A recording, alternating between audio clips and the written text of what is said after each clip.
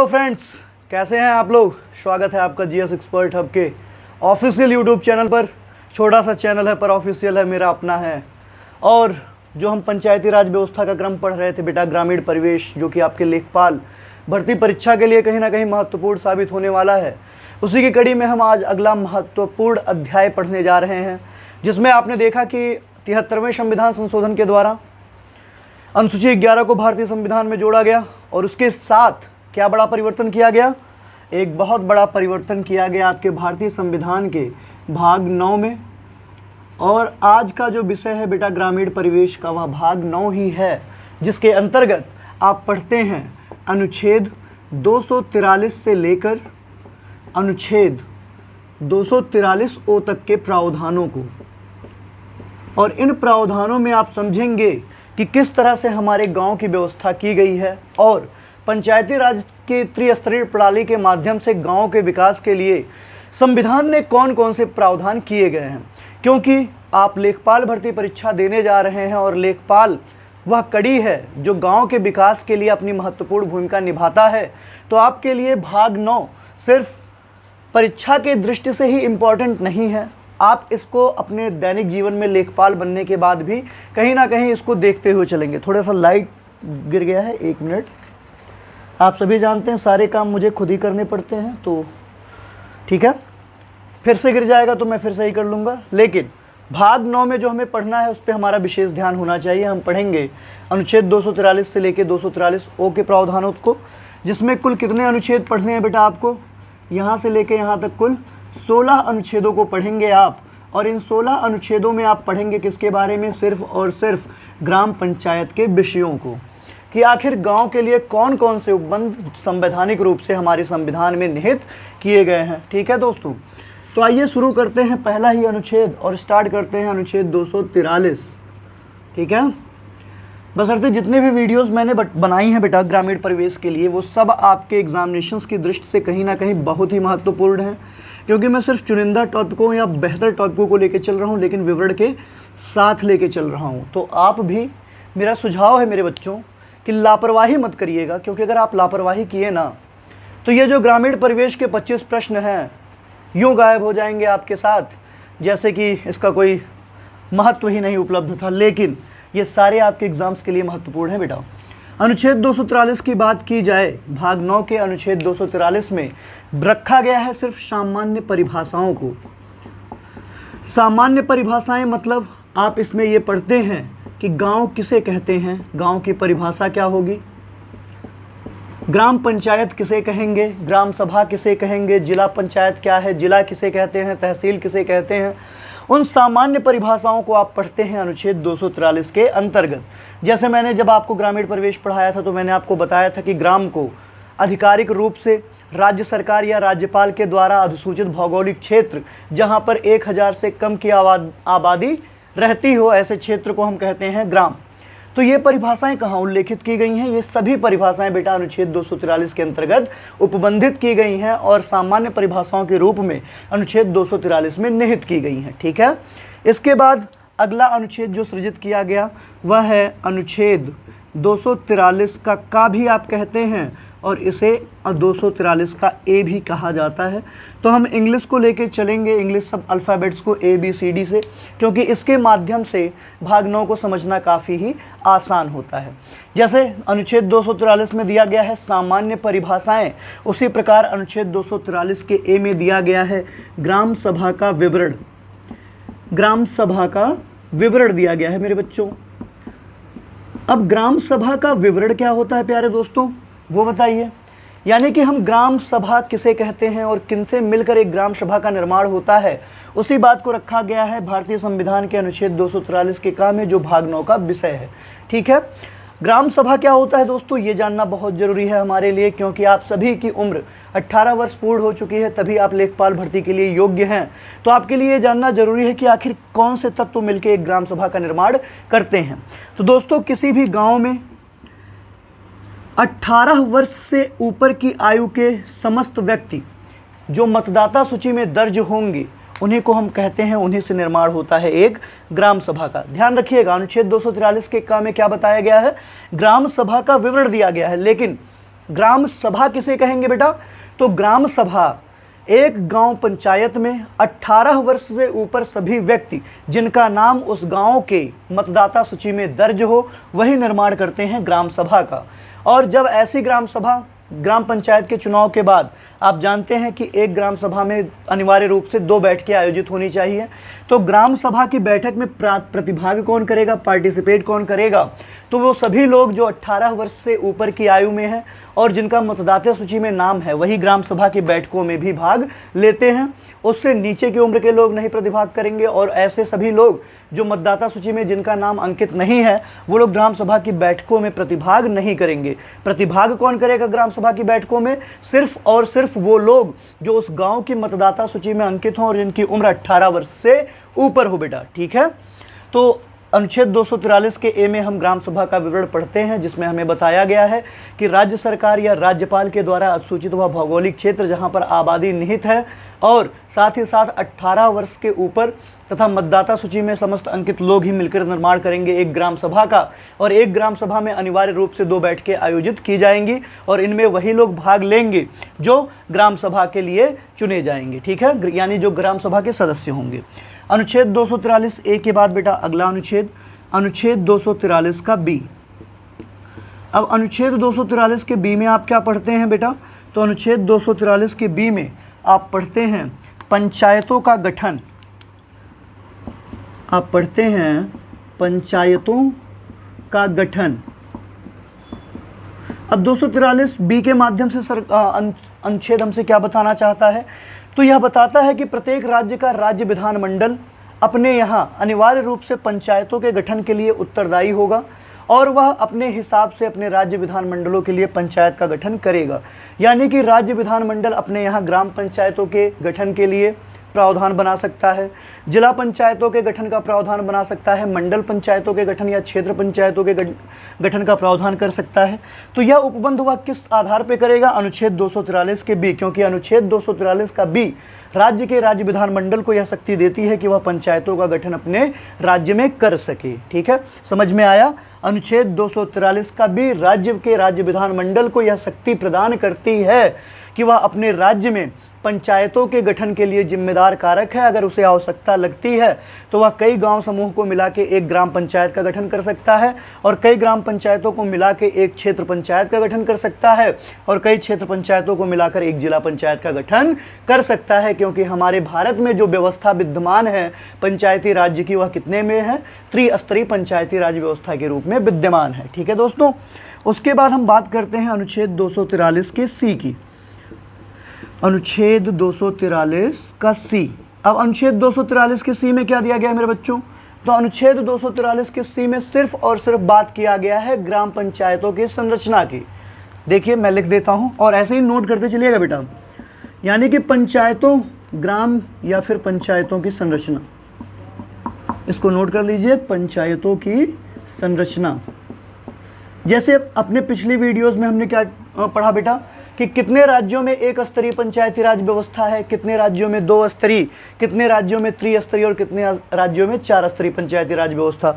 तो आपने देखा एक स्तरीय पंचायती राज व्यवस्था कितने राज्यों में विद्यमान है बेटा? 4 राज्यों में। 2 स्तरीय पंचायती राज व्यवस्था 6 राज्यों में, 3 स्तरीय पंचायती राज व्यवस्था 14 राज्यों में और 4 स्तरीय पंचायती राज व्यवस्था 4 राज्यों में विद्यमान है। ये हमने पिछली वीडियो में देखा। तो अनुच्छेद 243 का सी यही बताता है कि राज्य का राज्य विधानमंडल ही यह तय करेगा कि उसके राज्य में कितने स्तर की पंचायती राज व्यवस्था विद्यमान होगी, यानी कि उसके राज्य में जो पंचायत हैं उनकी संरचना किस प्रकार से होगी।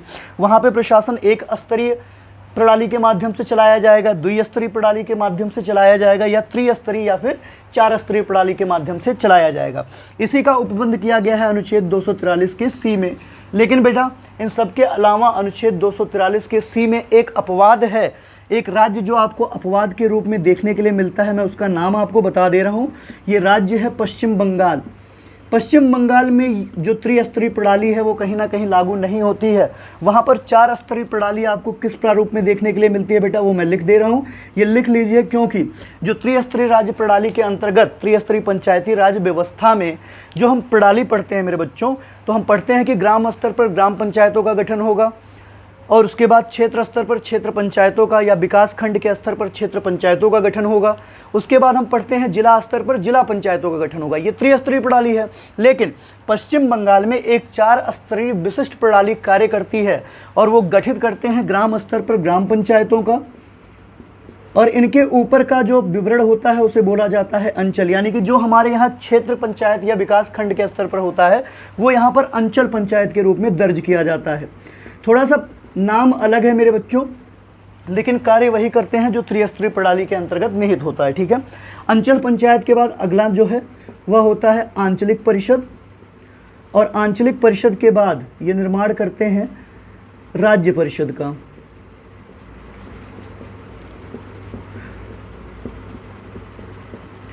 राज्य विकास परिषद भी आप कह सकते हैं, लेकिन ये राज्य परिषद है। तो पश्चिम बंगाल ही सिर्फ अपवाद के रूप में दर्ज है मेरे बच्चों, जिसमें ग्राम पंचायत, अंचल पंचायत, आंचलिक परिषद और राज्य परिषद के माध्यम से पंचायतों की संरचना निर्धारित की गई है। तो 243 के सी में किसका विवरण दिया गया है दोस्तों? तो ग्राम या पंचायतों की संरचना का, कि आखिर वहाँ की शक्तियों का जो निर्धारण है, राज्य पंचायतों में राज्य की संरचना की प्रवृत्ति किस प्रकार से होगी, राज्य विधानमंडल अपने यहाँ प्रशासन के लिए कितने स्तर के प्रशासनिक व्यवस्था का या पंचायती व्यवस्था का प्रावधान करता है, उसी का विवरण हम पढ़ते हैं अनुच्छेद 243 के सी में। उसके बाद अगला जो अनुच्छेद है बेटा उसे बोलते हैं अनुच्छेद 243 का डी। अब अनुच्छेद 243 के डी में आप किसे पढ़ेंगे मेरे बच्चों? तो अनुच्छेद 243 के डी में आप पढ़ते हैं पंचायतों की सीटों में आरक्षण। पंचायतों में आरक्षण भी आप इसे कह सकते हैं, यानी कि एक ग्राम पंचायत में आरक्षण का प्रावधान क्या होगा, एक ब्लॉक या विकास खंड पंचायत में लोगों का आरक्षण किस प्रकार से निहित होगा, एक जिला पंचायत में आरक्षण का प्रावधान किस तरह से काम करेगा, इसी के बारे में आप अनुच्छेद 243 के डी में पढ़ते हैं पंचायतों में आरक्षण के प्रावधानों के रूप में। जैसे प्रत्येक ग्राम पंचायत के लिए कुछ अर्हताएं निर्धारित की गई हैं सीटों की संख्या के रूप में। जैसे प्रत्येक ग्राम पंचायत अपनी आबादी के आधार पर राज्य विधानमंडल यह प्रावधान करेगा कि उसमें जो सीटें हैं पंचायतों के लिए वह अनुसूचित जाति को जाएंगी, अनुसूचित जनजाति को जाएंगी, या फिर महिलाओं के लिए होंगी। तो प्रत्येक पंचायतों में जो विवरण प्रस्तुत किया गया है सीटों के आरक्षण को लेके, तो उसमें 3 चीज़ें प्रमुख रूप से देखी जाती हैं बेटा, यानी SC, ST और फीमेल। इन्हीं के लिए आरक्षण का प्रावधान किया गया है अनुच्छेद 243 के डी में। पंचायतों में सीटों से संबंधित आरक्षण प्रत्येक राज्य का राज्य विधानमंडल अनुसूचित जाति और अनुसूचित जनजाति की जनसंख्या के आधार पर सीटों में आरक्षण का प्रावधान करेगा संबंधित ग्राम पंचायत के लिए। और प्रत्येक पंचायतों में जो महिलाओं के लिए आरक्षण की बात की गई है वह 1/3 या इसे आप कह सकते हैं 33% का आरक्षण प्रदान किया गया है।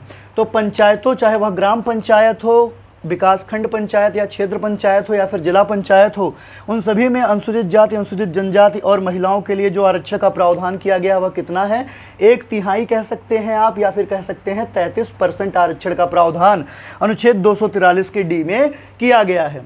और इसमें एक आया था संशोधन बेटा, वो संशोधन बता सकते हैं उसको, 83वां संविधान संशोधन आया था 2000 में। हाँ बिल्कुल, 83वां संविधान संशोधन था, और 83वां संविधान संशोधन 2000 के माध्यम से एक कार्य किया गया कि अरुणाचल प्रदेश की आबादी निकाली गई। उसमें देखा गया कि अनुसूचित जनजाति की संख्या नगण्य है, तो जो अनुसूचित जनजाति के लिए 33% सीटों का आरक्षण किया गया था पंचायतों में, उसे समाप्त कर दिया गया। यानी कि वर्तमान समय में अरुणाचल प्रदेश एकमात्र ऐसा राज्य है जहां पर अनुसूचित जनजाति का पंचायतों में आरक्षण एकदम से नगण्य है, शून्य है, क्योंकि वहां पर अनुसूचित जनजाति की कोई संख्या पाई नहीं गई। तो इसलिए वहां पर 23वां संविधान संशोधन अधिनियम 2000 के द्वारा आरक्षण के प्रावधानों को समाप्त कर दिया गया। और इसी के बाद पंचायती राज अधिनियम 1947 आया, जिसके आधार पर वर्ष 2000 में उत्तर प्रदेश में पिछड़ा वर्ग को आरक्षण का प्रावधान किया गया। किसमें? पंचायतों में। याद रखिएगा 2 संविधान संशोधन आपके लिए जरूरी हैं। पहला तो 83वां संविधान संशोधन अधिनियम, जिसके द्वारा अरुणाचल प्रदेश में अनुसूचित जनजाति के आरक्षण के प्रावधानों को समाप्त कर दिया गया, और उसके बाद पंचायती राज अधिनियम 1947 के माध्यम से वर्ष 2000 में पंचायतों में अन्य पिछड़ा वर्ग के लिए आरक्षण का प्रावधान निहित किया गया। ठीक है बेटा, इसको नोट कर लीजिए, फिर हम आगे बढ़ते हैं।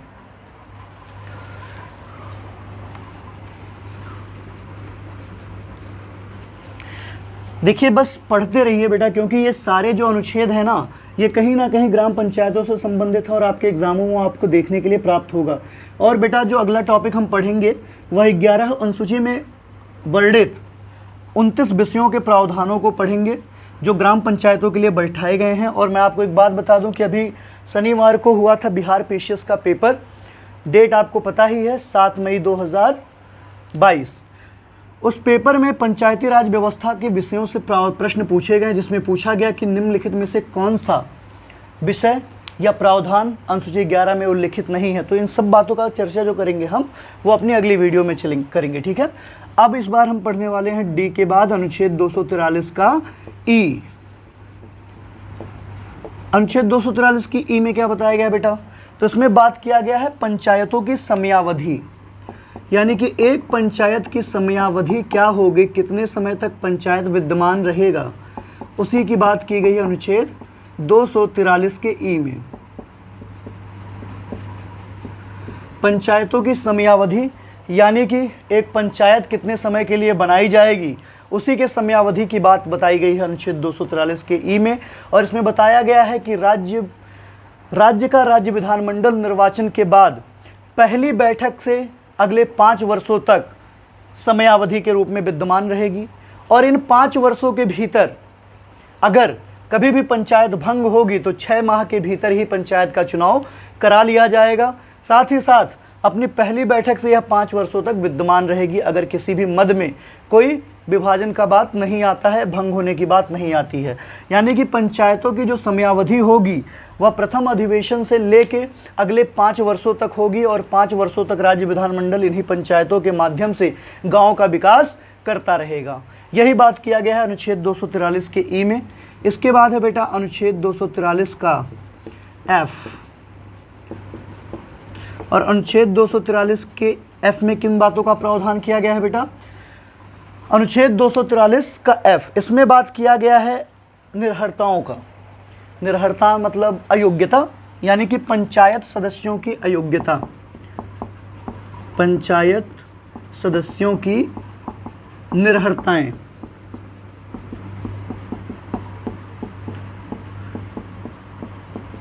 पंचायत सदस्यों की निर्हरताएं क्या होंगी, कब कोई भी व्यक्ति पंचायत का सदस्य नहीं बन सकता, यानी कि एक सदस्य की अयोग्यता क्या होगी, उसी को बताया गया अनुच्छेद 243 के एफ में। अब अयोग्यता क्या हो सकती है बेटा, पहली अयोग्यता कि वह व्यक्ति 21 वर्ष से कम हो तो वह ग्राम प्रधानी का चुनाव नहीं लड़ सकता। तो पंचायत सदस्यों की निर्हरताओं के रूप में सबसे बड़ी अयोग्यता होगी 25 वर्ष से कम आयु। अगर 25 वर्ष से आयु कम है तो वह पंचायत का सदस्य नहीं बन सकता।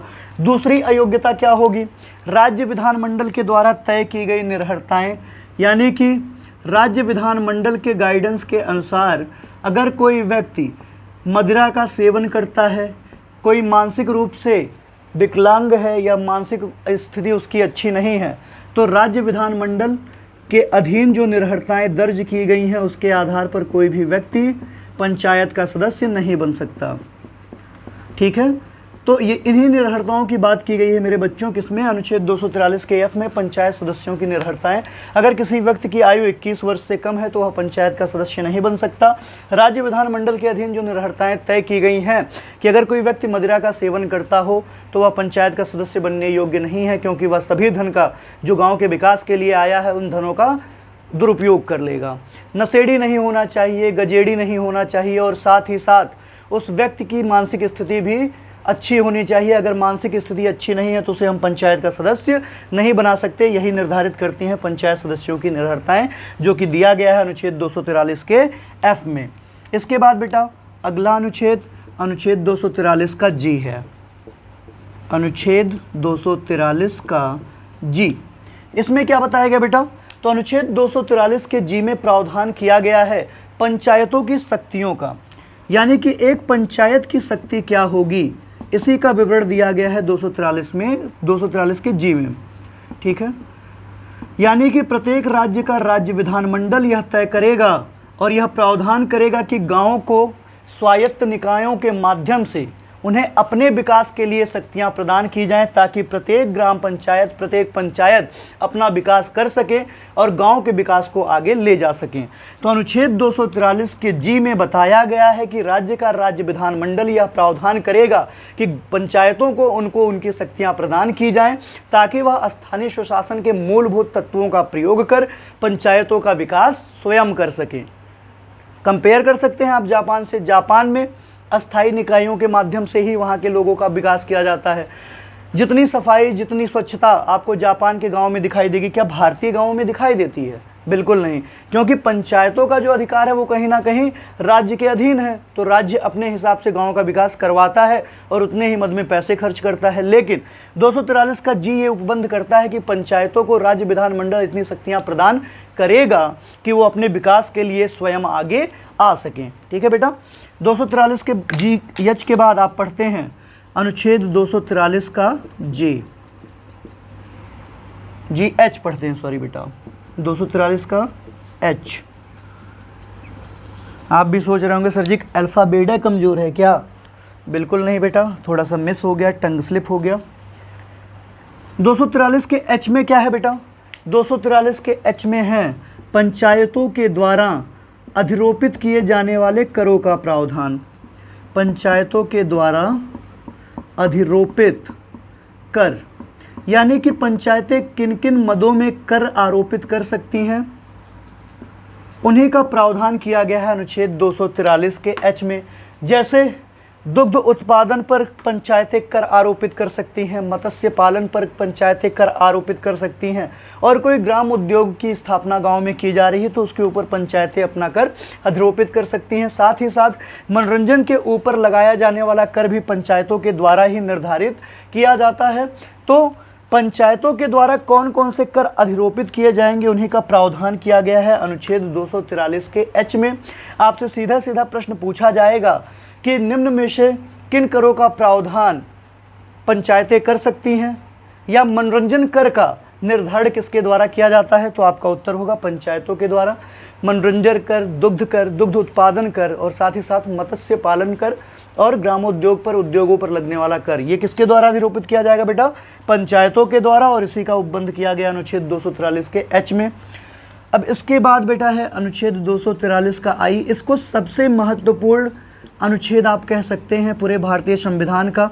दो अनुच्छेद राज्यों के लिए बहुत ही महत्वपूर्ण है बेटा, एक अनुच्छेद 243 का आई और एक अनुच्छेद 243 का वाई, क्योंकि दोनों में एक ही बात के बारे में उल्लेख है, और वह है राज्य वित्त आयोग। राज्य वित्त आयोग के गठन की बात सबसे पहले वर्ष 1986 में जब LM सिंघवी समिति, लक्ष्मीमल सिंघवी समिति का गठन किया गया था, तो उन्होंने त्रिस्तरीय पंचायती राज व्यवस्था को लागू करने के साथ साथ राज्य वित्त आयोग के गठन की बात की थी, और उन्हीं समिति के अनुशंसा के आधार पर अनुच्छेद 243 आई के आधार पर प्रत्येक राज्य का राज्य विधानमंडल 5 वर्षों के लिए राज्य वित्त आयोग का गठन करेगा। इस प्रावधान को रख दिया गया अनुच्छेद 243 के आई में, और नगरों के लिए राज्य वित्त मुहैया कराएगा, उसको रखा गया है 243 वाई में। जब हम नगरीय प्रशासन पढ़ेंगे, नगरीय पंचायती प्रणाली को पढ़ेंगे, तब हम वहाँ पे वाई के बारे में बात करेंगे। अभी 243 के आई को देखिए, इसमें राज्य वित्त आयोग का गठन की बात की गई है, यानी कि ग्राम पंचायतों और पंचायतों के विकास के लिए प्रत्येक राज्य का राज्य विधानमंडल एक राज्य वित्त आयोग का गठन करेगा, जो 5 वर्ष के लिए काम करेगी, और साथ ही साथ 5 वर्ष के लिए पंचायतों को आर्थिक रूप से मदद उपलब्ध कराएगी, ताकि वह पंचायतों के विकास में सहायक हो सके। ठीक है बेटा, तो अनुच्छेद 243 के आई में ये प्रावधान है। इसके बाद है अनुच्छेद 243 का जे।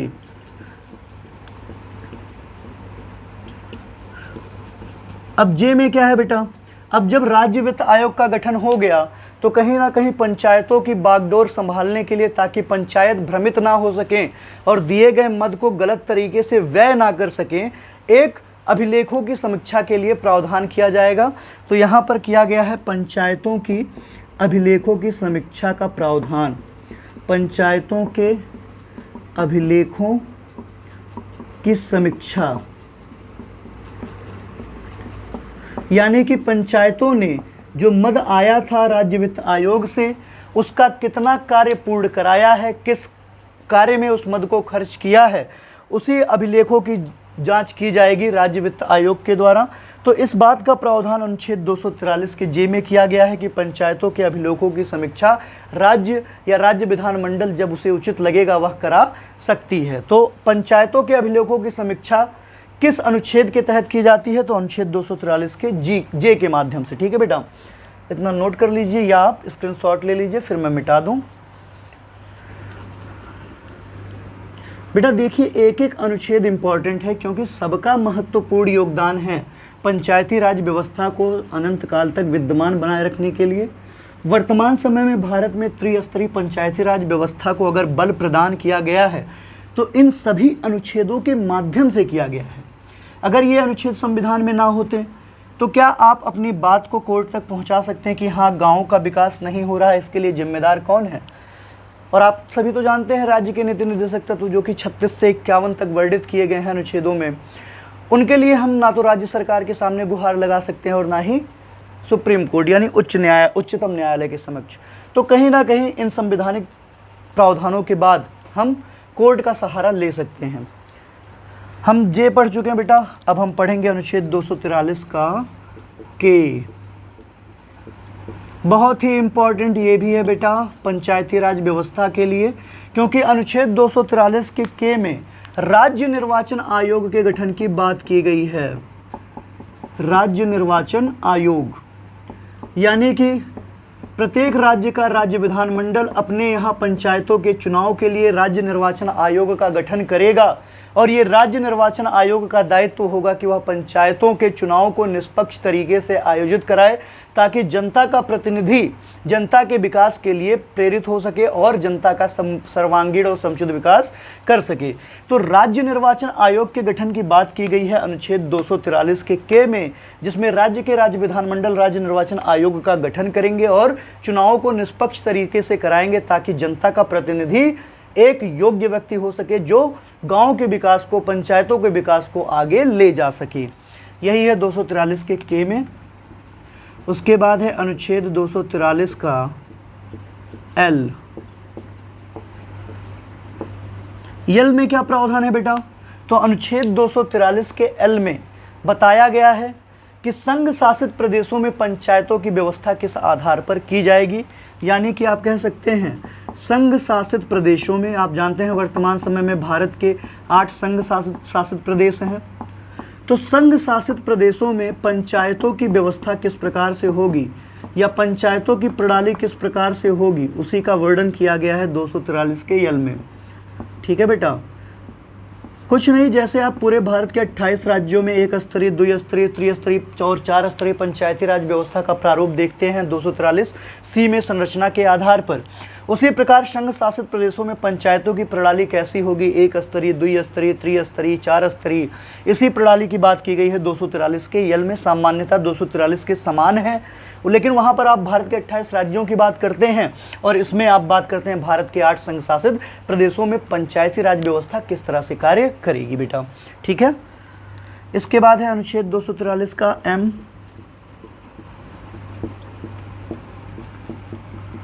और इसमें बताया गया है कि जो भारतीय संविधान का भाग 9 है वह सभी राज्यों में एक समान रूप से लागू नहीं हो सकता।